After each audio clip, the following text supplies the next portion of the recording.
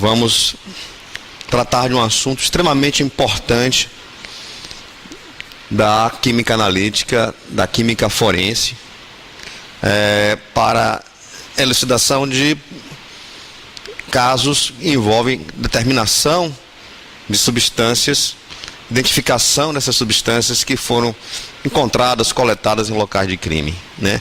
Que é o uso de técnicas como a cromatografia gasosa, cromatografia líquida, e iremos falar também um pouco das técnicas de espectrofotometria ou de espectrometria de massa, tá? É o tema da nossa aula de hoje. Iremos falar também da cromatografia em camada delgada, que é uma técnica de cromatográfica, né? Uma técnica separativa, que é uma técnica muito utilizada hoje para os peritos do interior, para identificação de drogas. Hoje, nós fazemos nas análises preliminares, para a identificação de drogas, como THC, a maconha, princípio ativo da maconha, e a cocaína, né? A técnica da cromatografia em camada delgada. Então, hoje vocês vão ter uma noção de como é que funciona essa cromatografia, e é possível até que caia uma questão, já que é uma técnica utilizada pelos peritos do interior, né? Então, também acho que tem uma boa probabilidade de se cair uma questão abordando esse tema. Então vamos lá.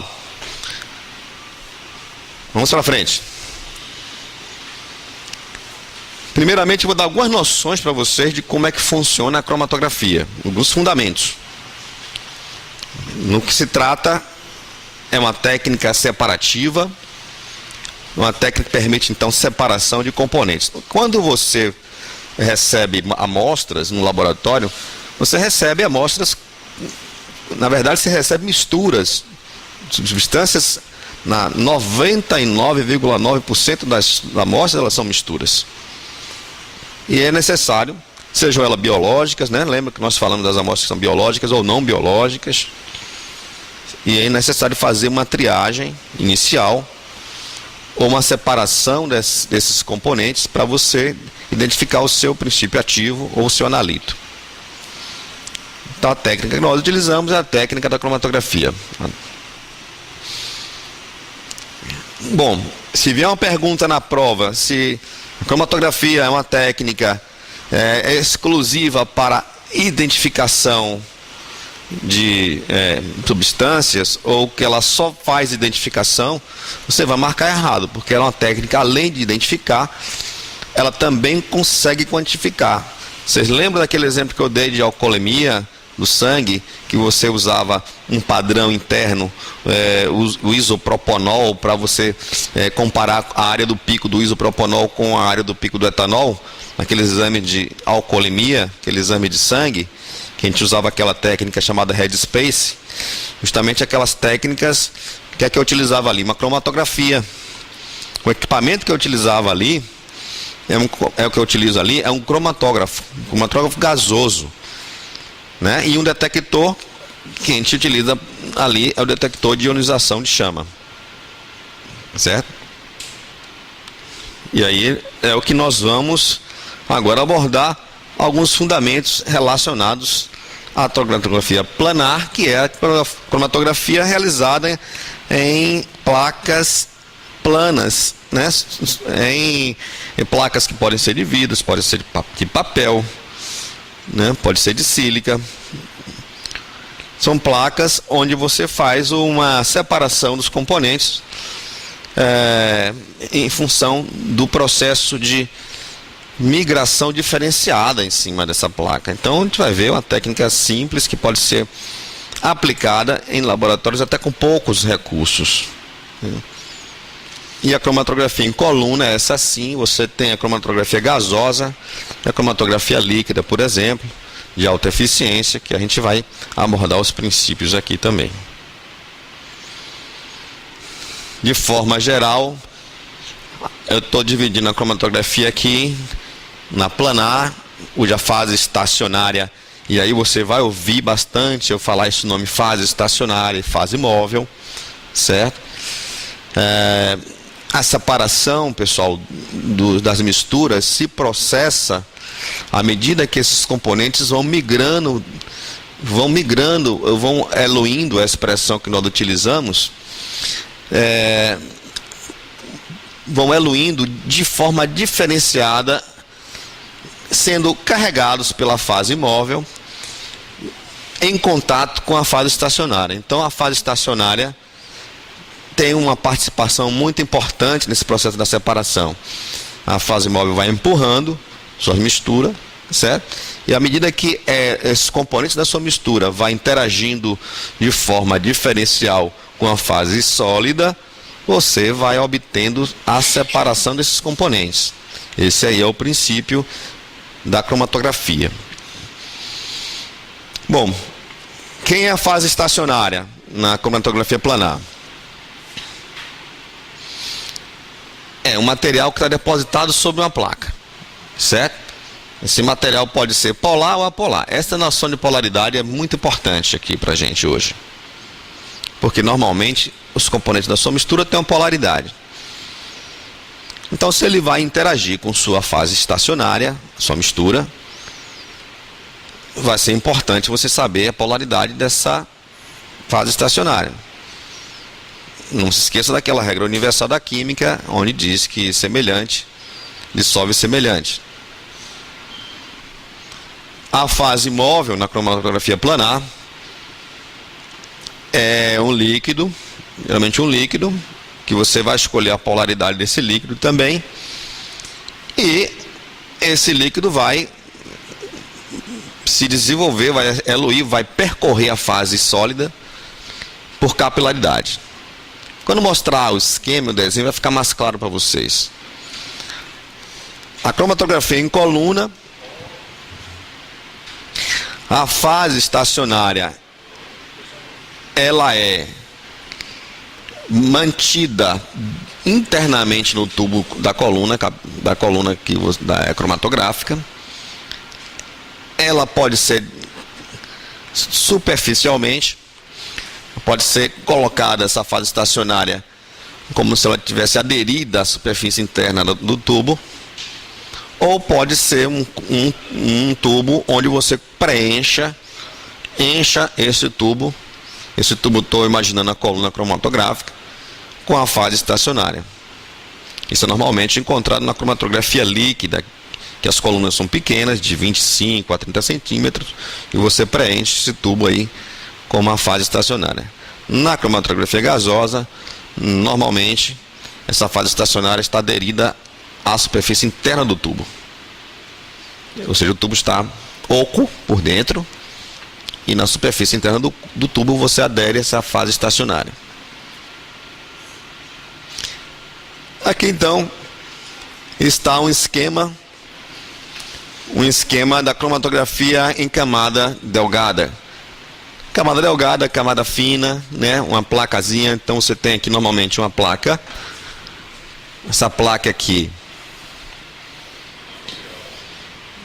uma placa de vidro, né? Com sílica, muito utilizado sílica como suporte. Aqui embaixo você tem um líquido, que é a fase móvel. Então você tem a fase móvel que vai migrar por capilaridade na sua placa. A sua placa aqui é a sua fase estacionária. Haverá migração por capilaridade. E a sua amostra, ela está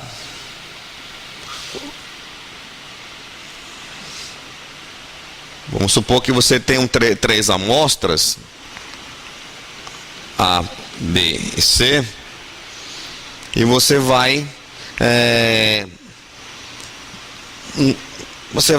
pulsar. Você usa um capilarzinho, né? Um tubinho bem fininho. Você pega a sua amostra, que está na forma líquida, né? E você pega a sua amostra e vai. Isso aqui antes, né? A placa está aqui.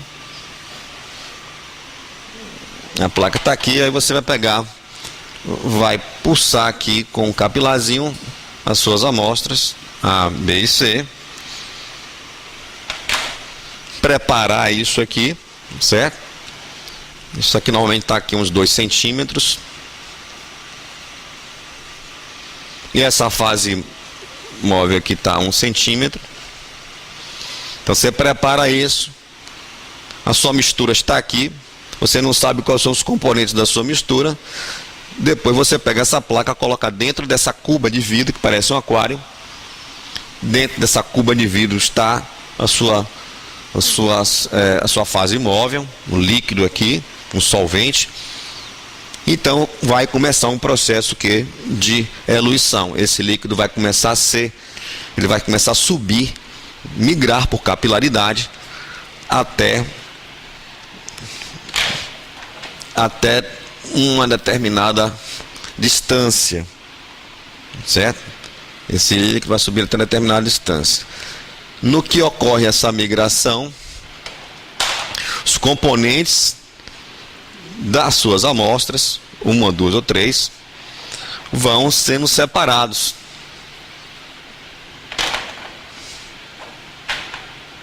Eles vão sendo separados. Vamos supor que sua amostra A, que você não sabe o que é, tenha separado em 2 componentes. Então, eu separei aquela mistura ali. De que forma? Através da cromatografia em camada delgada. Então, isso é cromatografia. Obviamente que depois eu tenho procedimentos para identificar essas substâncias aqui. Porque de forma geral, a distância percorrida pelos componentes da sua mistura são padronizados. São padronizados, então é chamado o fator de retenção, o quanto ela consegue migrar naquela placa ali. Eu vou mostrar um exemplo da cocaína, que você vai ver que nós conseguimos separar os componentes dos princípios ativos da cocaína.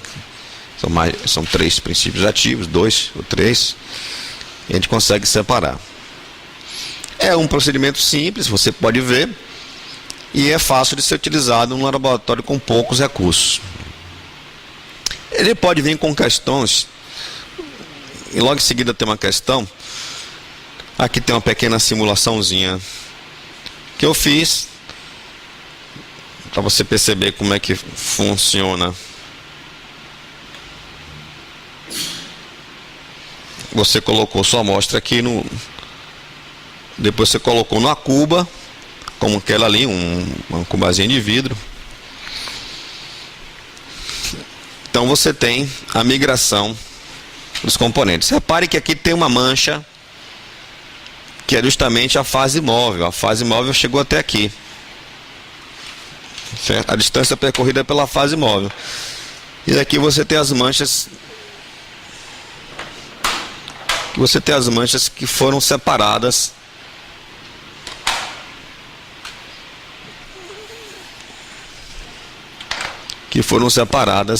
da sua mistura.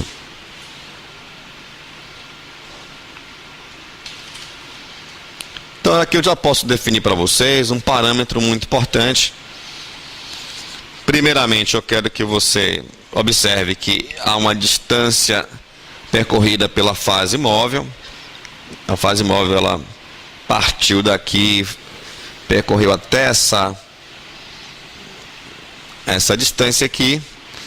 Então essa distância é a distância percorrida pela fase móvel.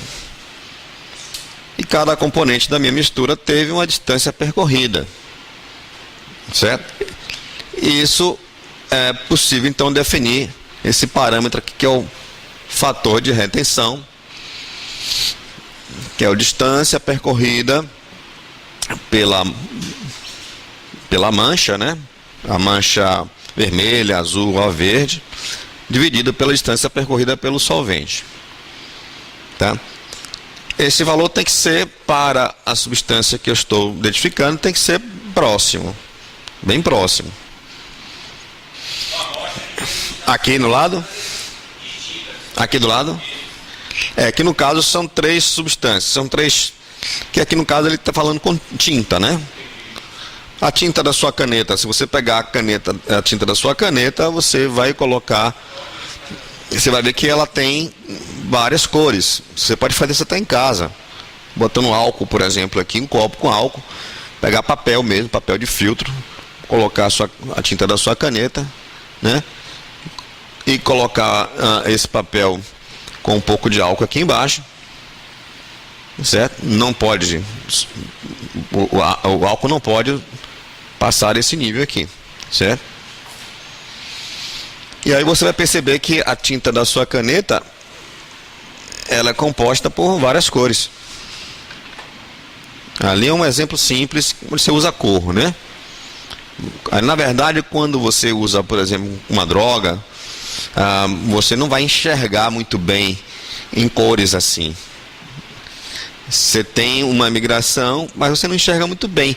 Aí você parte para fazer uma revelação. Revelação seria você aplicar um agente oxidante para que ele altere a cor. Então, com a mancha, então vai alterar a cor vai ficar mais nítida. Aí você vai ter uma visualização dessa migração dos componentes da sua mistura.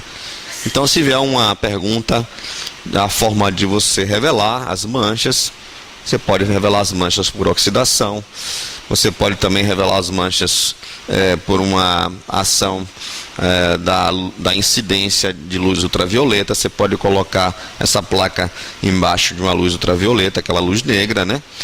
E você vai enxergar se o seu composto, se ele for fluorescente. Nós discutimos isso ontem aqui. Mostrei até o caso da banana ali, né? Quando você coloca a luz ultravioleta, ela tem uma cor, ela floresce. Então, tem manchas também, substâncias também que podem florescer. E uma forma de você enxergar isso é colocando sobre a luz ultravioleta. Ou então, você aplica uma substância como ninidrina, que é para você oxidar, né? Ninidrina também, que é utilizado para revelação de impressões digitais também.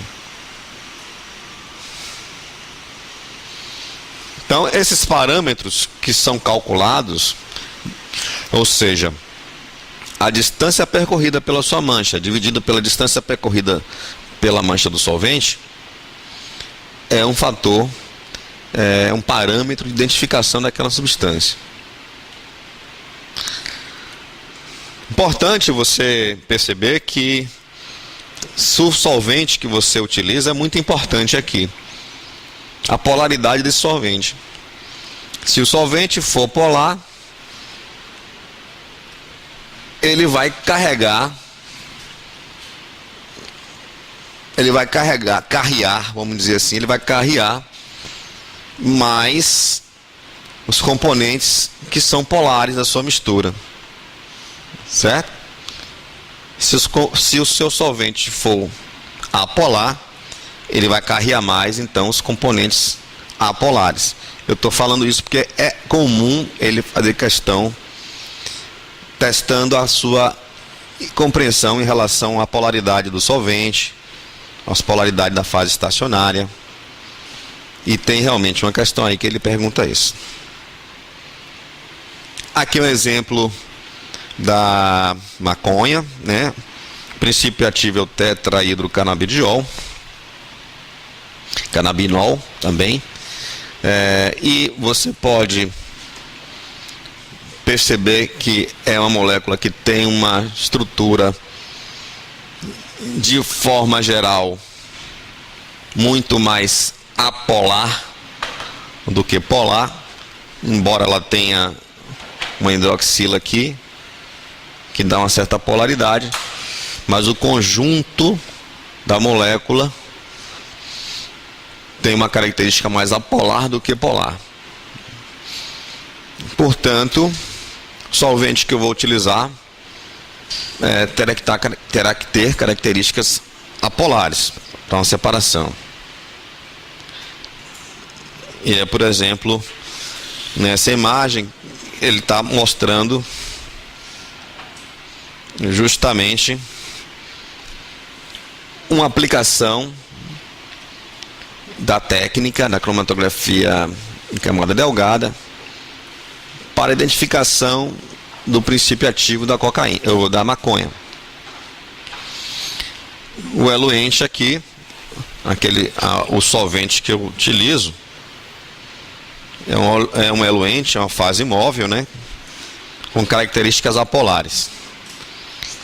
Se a molécula minha é apolar, né, eu quero separar, os componentes são apolares, eu tenho que utilizar um solvente apolar, que ele consegue carrear os componentes, porque ele vai arrastando por afinidade.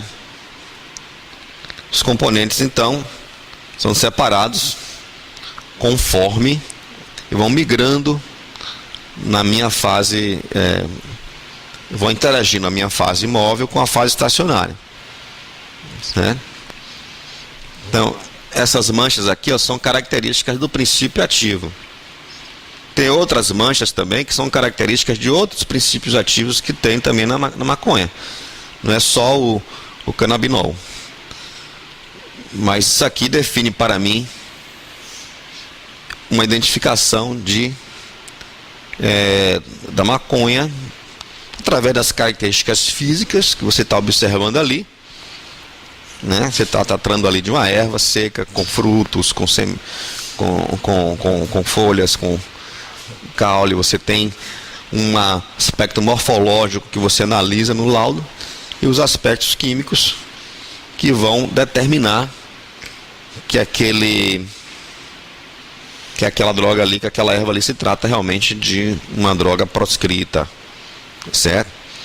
Posso utilizar também a cromatografia em fase gasosa para fazer uma determinação também do princípio ativo. Mas no interior, muitas das vezes, você não tem esse recurso de uma cromatografia gasosa, um equipamento que é caro. No interior, você tem esse recurso aqui. Isso pode lhe dar a confirmação de que se trata de uma droga. Hoje tem que ter esse cuidado, porque a droga, a erva em si, é muito fácil você identificar. Até com o tempo você vai ver que as características morfológicas são bem peculiares.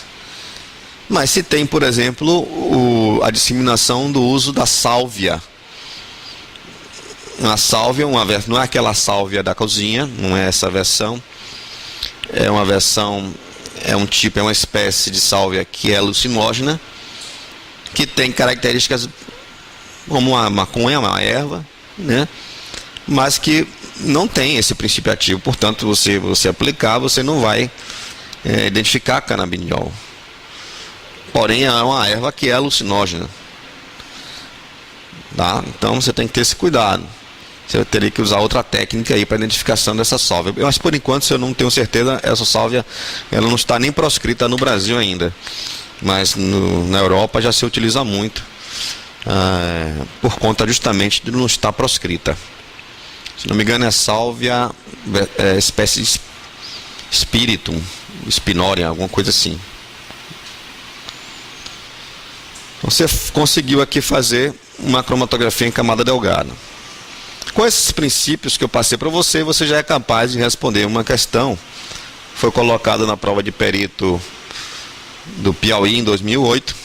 Essa é uma prova também muito boa. Eu gostei muito. Mas vamos trabalhar essa ideia. Na cromatografia em camada delgada, já estou ali na questão, é uma técnica simples, barata, muito importante para a separação rápida e análise qualitativa de pequenas quantidades de material. Ok, então a cromatografia em camada delgada não serve para você fazer análises quantitativas, certo? Para aqui que quantificar não é possível. Eu consigo qualificar, ou seja, identificar, tá? Já a cromatografia líquida, a cromatografia gasosa, eu consigo quantificar.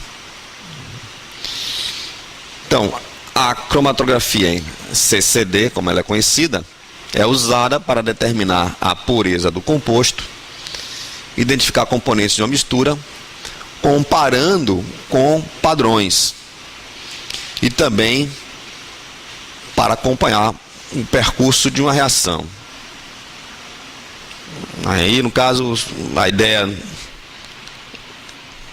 quer dizer com o percurso de uma reação. Vamos supor que você vai aqui, no caso,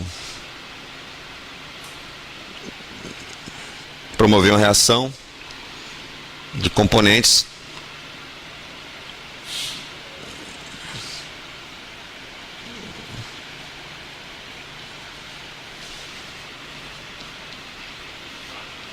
uma reação química, e à medida que você vai desenvolvendo aquela reação, você vai coletando amostras dos produtos, dos reagentes e dos produtos, e vai analisando o que está sendo produzido ali, né? Vamos ver como é que a questão apresenta essa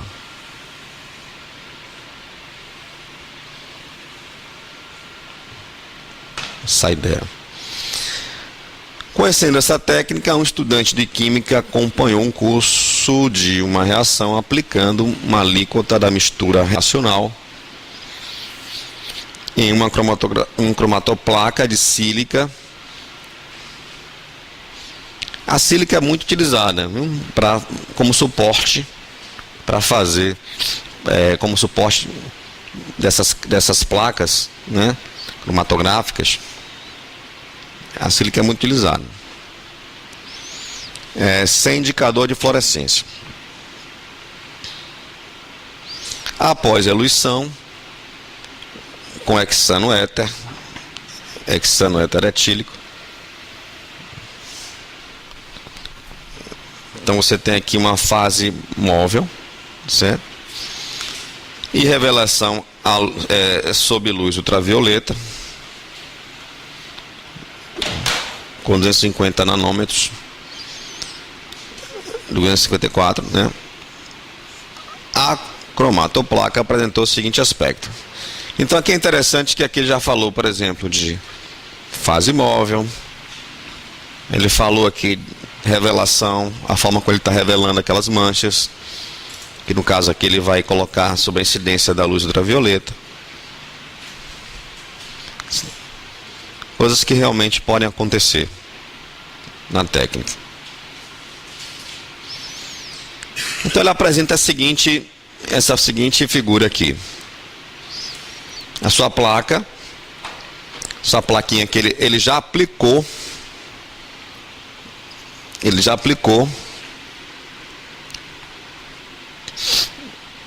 aplicou, aqui você tem a aplicação, tá vendo? Onde ele aplicou a substância. Aqui o componente de partida. E aqui o produto, ó, da reação. Vamos supor que o componente de partida seja C dando A mais B. Foi o que aconteceu aqui, certo? De partida, e aqui o produto da reação. Quando ele botou o produto da reação, viu que separou em dois componentes. Então ele está sabendo que a reação daquele componente ali se separou, né? Gerou dois produtos. Analisando a cromatoplaca, vamos chegar a algumas conclusões, certo? Então a questão pede para que você responda qual dessas afirmativas é a afirmativa incorreta.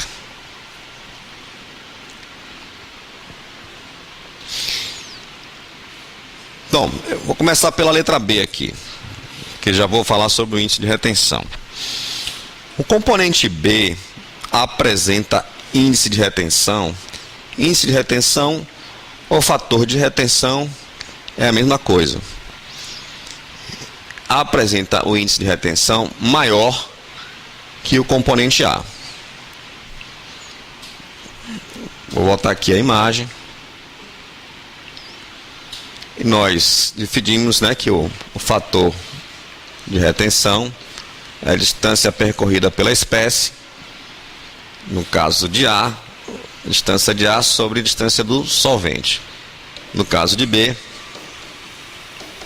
distância de B sobre a distância percorrida pelo solvente ou fase móvel. A distância percorrida pelo solvente é aqui, né? Essa distância aqui. Então você pode perceber que a migração do componente B foi maior do que a migração do componente A. Então significa que o fator de retenção do componente B é maior. A afirmativa está verdadeira, ok?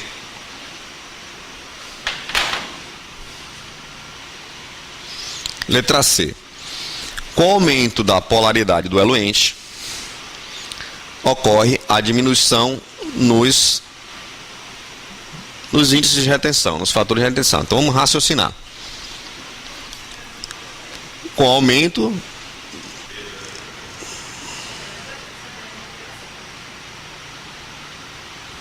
aumento da polaridade do eluente, o que é que vai acontecer aí? Eu vou voltar lá para você enxergar aqui.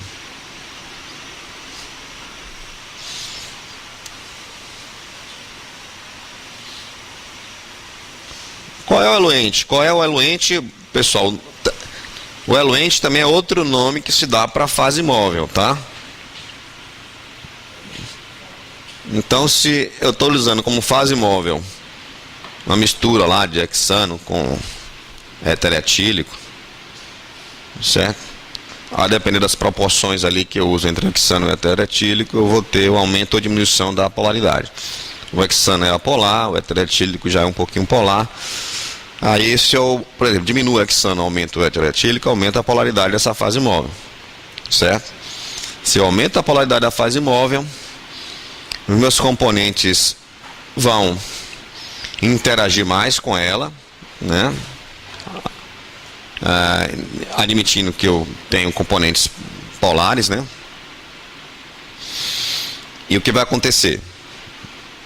Ela vai arrastar mais, vai aumentar a interação, ela vai arrastando mais o componente A e o componente B. Eu vou aumentar, eu vou diminuir o fator de retenção. É assim que você tem que pensar. Se ela vai migrar, aumentar a distância da migração, eu vou aumentar o fator de retenção, certo? Então a alternativa está incorreta. A alternativa está incorreta. E seria essa resposta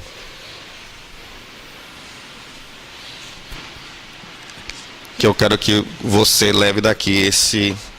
É isso que eu quero que você leve. Quero que você leve para que você, essa noção do mecanismo de funcionamento da migração do eluente na placa e a noção de polaridade.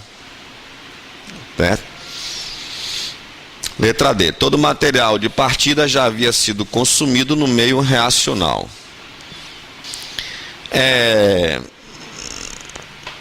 Todo material de partida já havia sido consumido.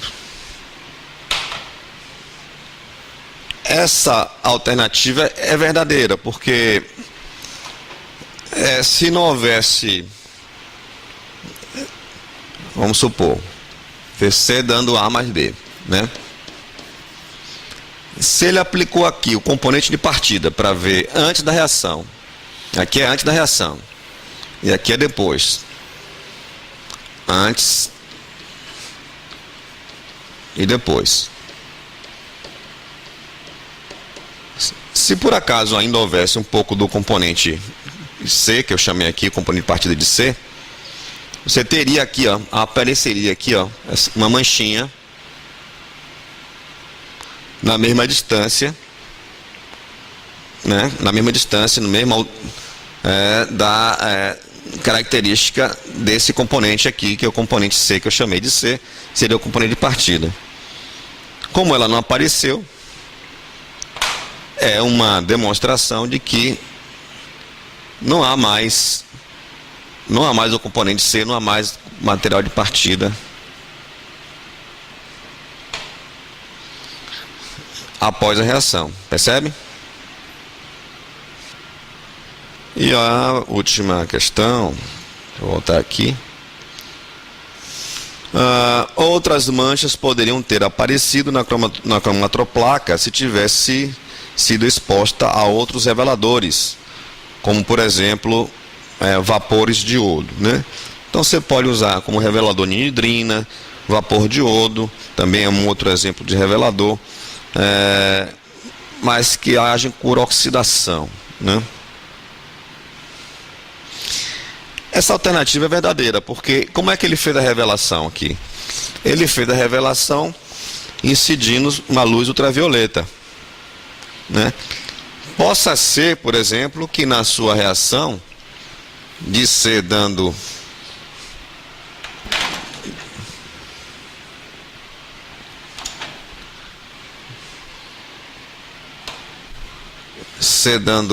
A mais B, possa ser que sim, que exista um outro componente, como por exemplo o componente D, dando exemplo aqui, que não seja sensível à revelação da luz ultravioleta. Pode ser que tenha um componente D que migrou até aqui, mas como ele revelou A e B através da incidência da luz ultravioleta, significa que aqueles componentes ali possuem uma resposta à fluorescência. Pode ser que um dos componentes da reação não seja sensível, né, à luz ultravioleta. Então pode ser que sim tenha um outro componente ali que seja invisível à luz ultravioleta. Portanto, você aplicar um outro método de revelação com o vapor de iodo, que é através de oxidação, você pode revelar um outro componente separado ali. Ok? Então,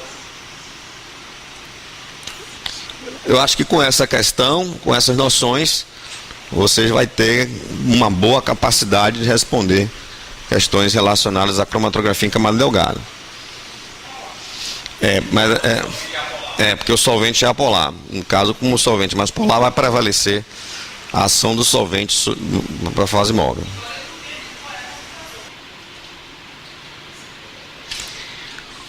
Bom, agora vamos falar sobre uma técnica extremamente importante, que se eu tivesse que colocar uma questão sobre cromatografia, eu colocaria uma questão sobre cromatografia gasosa. Uma técnica extremamente importante, que é uma técnica separativa, certo? Como eu tinha comentado no início da aula, que a cromatografia é uma técnica separativa, mas que agora também eu posso, além de separar, eu posso quantificar.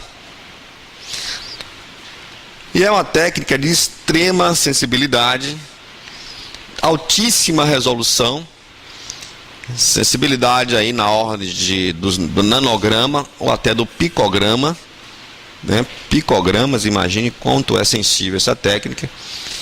E é extremamente de alta resolução, ou seja, eu consigo separar assim 200 componentes numa mistura. É possível separar quantidades muito grandes de componentes na mistura. Mas até a técnica, ela tem que ter uma exigência. Ela tem uma exigência que esses componentes, a mistura, eles têm que ser voláteis. Porque agora a minha fase móvel vai ser a fase gasosa. A fase que vai empurrar os meus componentes na mistura por dentro da coluna cromatográfica. Agora eu vou ter a coluna cromatográfica, não vou ter mais uma placa. Agora eu vou ter um tubo que, no caso da cromatografia gasosa, é um tubo capilar, com um diâmetro muito pequeno, diâmetro de um fio de cabelo, para vocês terem ideia, mas que tem um comprimento muito grande, de 30, 50, até 100 metros de comprimento. Então, um tubo muito fino e muito comprido. Essas características me dão a capacidade de fazer separações assim de misturas extremamente complexas. Misturas de muitos componentes, 200, 300 componentes na mistura, eu consigo separá-los um a um. E consigo uma boa revelação, uma resolução, quero dizer.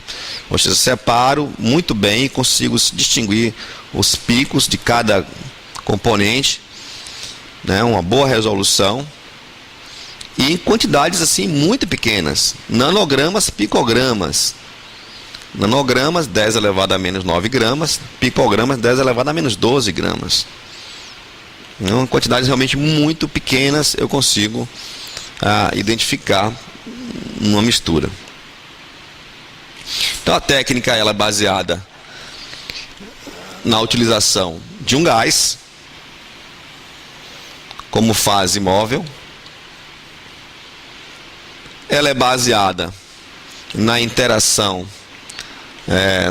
dos seus componentes na mistura numa coluna cromatográfica. Aqui você tem uma coluna cromatográfica, no interior dessa coluna, preso à superfície interna dessa coluna, eu tenho uma fase estacionária. Essa fase estacionária, por incrível que pareça, ela é líquida. Mas é um líquido em forma de gel. Não é líquido como você conhece. É um líquido em forma de gel, que está aderida à superfície interna. Certo? Isso aumenta muito a interação dos meus componentes com essa fase estacionária, o que facilita essa separação.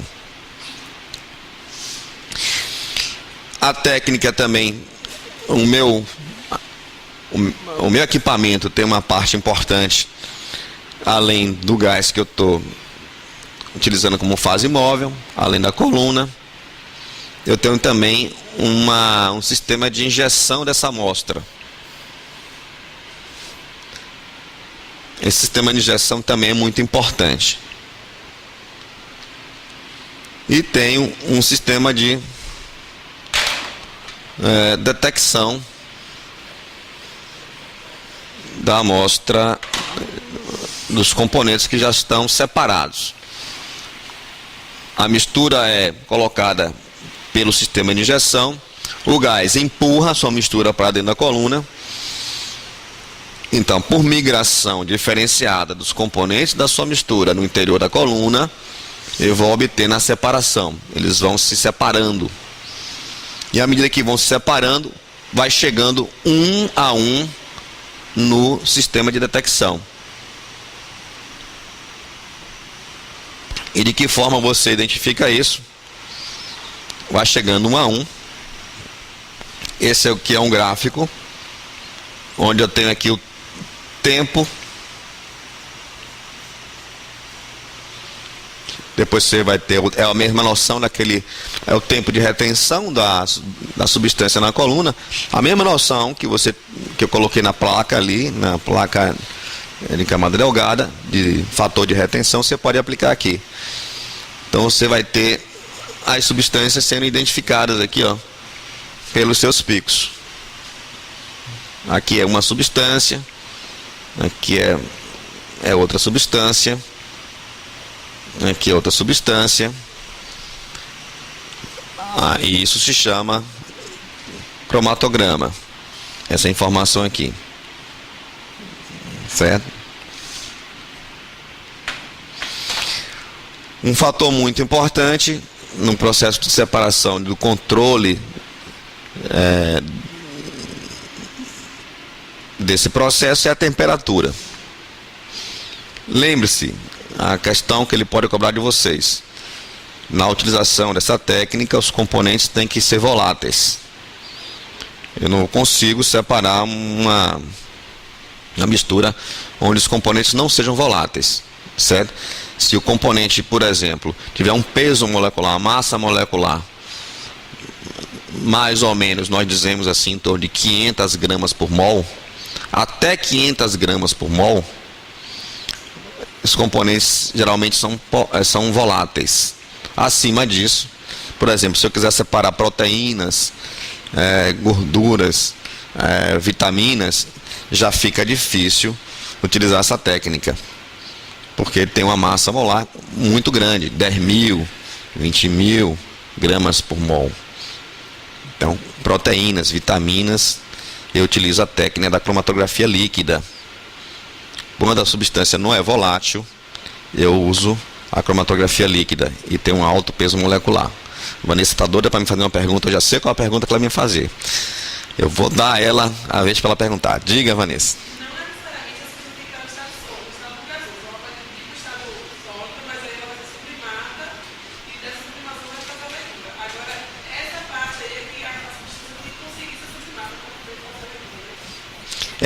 A Vanessa está perguntando, não é necessário, está afirmando, né, e eu estou também concordando com ela, não é necessário que a amostra esteja na fase gasosa.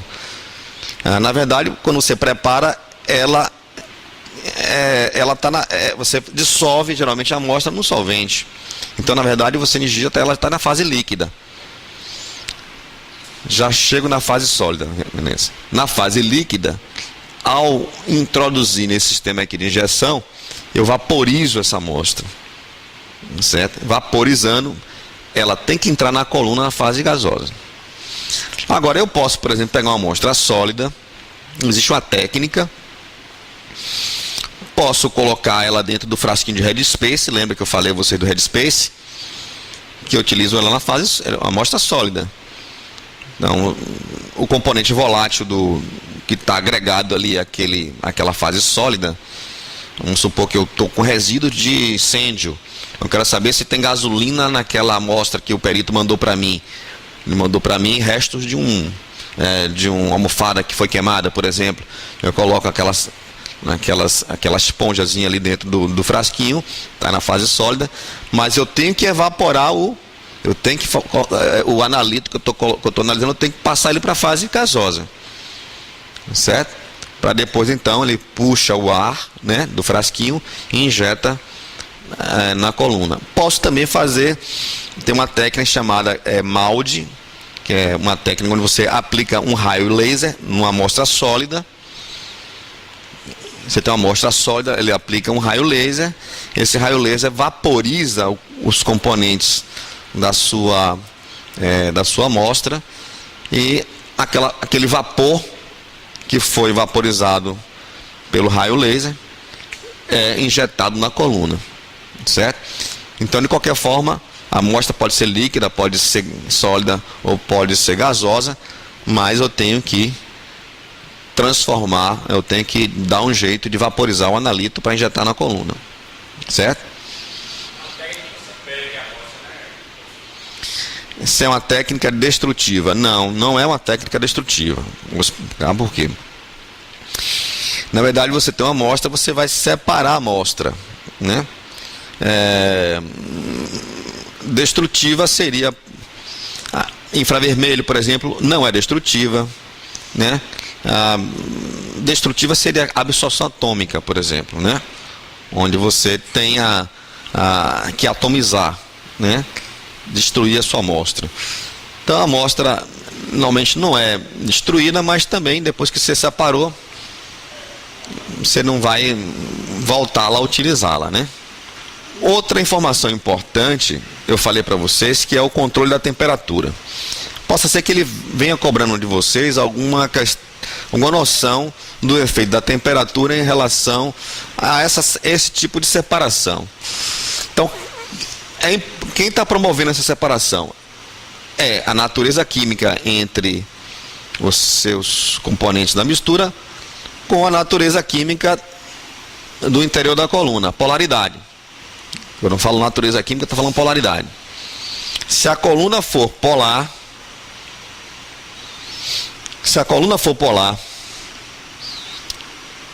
e a sua mistura tiver componentes polares e apolares, quem é que vai sair primeiro aqui? Um componente polar ou apolar? Se sua coluna for polar, os componentes polares vai permanecer mais tempo retido nela. Portanto, sairá por último. sairão por último, sairão posteriormente. Primeiro sairão os componentes menos polares ou apolares. Então essa noção ele pode perguntar para você, esse tipo de ideia. O controle da temperatura é importante aqui no injetor, é importante aqui na coluna, e é importante aqui no detector. Aqui tem uma regra no injetor, tem uma regra que diz tem o seguinte, a regra é o seguinte, você programa isso, certo? Você vai no computador, você vai desenvolver um método. O método para separação, por exemplo, de componentes de uma mistura para você caracterizar a gasolina, óleo diesel, os N-alcanos, por exemplo, né? Então você vai programar o seu computador. Então você programa ele de forma que a temperatura seja adequada para fazer essa separação. Então você tem uma programação para injetor, uma programação para coluna, uma programação para o detector. Tem uma regra para você programar o injetor, que a regra é o seguinte: esse injetor tem que estar pelo menos 50 graus acima da temperatura do componente menos volátil da sua mistura. Se você vai separar, por exemplo, gasolina, e gasolina ele é uma fração de N-alcanos que vai de hidrocarbonetos com 5 carbonos na sua estrutura até 8, por exemplo. Então, componentes menos voláteis são os hidrocarbonetos com 5 carbonos, são os mais leves. Então, eu vou pesquisar na literatura, vou ver um pentano, por exemplo, é um componente de 5 carbonos. Vamos supor que ele seja volátil a 25 graus, né? É o componente mais volátil aqui. Então eu vou programar meu injetor com 25 graus mais 50. Então esse injetor tem que trabalhar, por exemplo, a 75 graus. Porque 25 graus é a temperatura de vaporização do componente mais volátil. Certo? Isso o que? Eu garanto que todo o componente da minha mistura seja vaporizado. Se eu não me engano, acho que eu errei aqui, viu? Acho que é o componente menos volátil. Eu acho que é o componente menos volátil. Tem aí essa informação tem aí. Vou dar uma olhadinha aqui para confirmar. É 50 graus acima da temperatura de ebulição do componente menos volátil. Então, se o componente é menos volátil, tem que ser o C8 aqui, né? O mais pesado. Ok? Vou repetir. Onde é que está isso? Isso está um pouco mais na frente quando eu falo da cromatografia em coluna. Cromatografia colunas, tem um item. Colunas, tem injetor. Exatamente. Achou? Uma regra geral, 50 graus acima do componente menos volátil. O componente menos volátil seria o mais pesado, então seria o C8 e não C5, como eu falei. Tá? Então seria C8, me corrigindo aqui, pessoal.